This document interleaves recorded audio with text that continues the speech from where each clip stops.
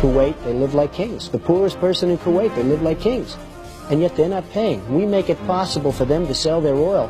Why aren't they paying us 25% of what they're making? It's a joke.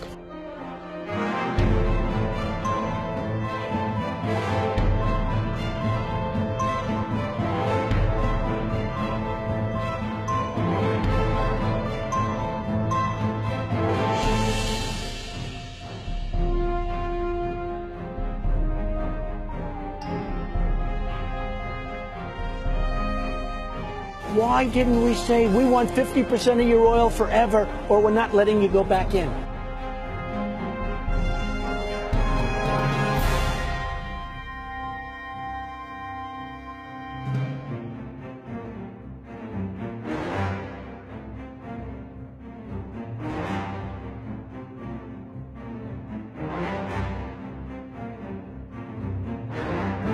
Le Dey d'Alger prend même en otage 2 équipages de navires.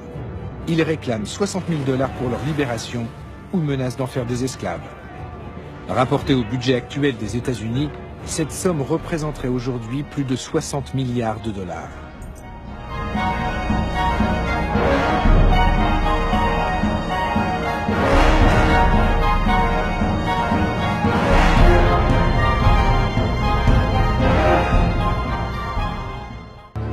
Nous les avons achetés. L'Amérique a conclu avec Alger un traité de paix. Un tribut de plusieurs millions de dollars qu'on leur verse, chaque année. Une somme de l'ordre de 20% des recettes de l'État.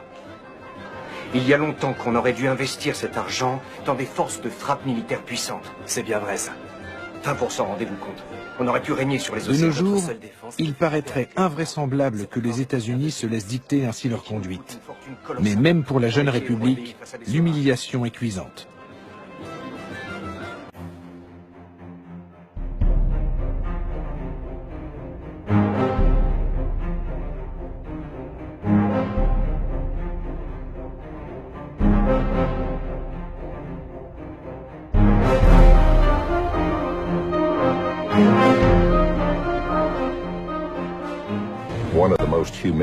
En 1795, les États-Unis ont connu un épisode particulièrement humiliant.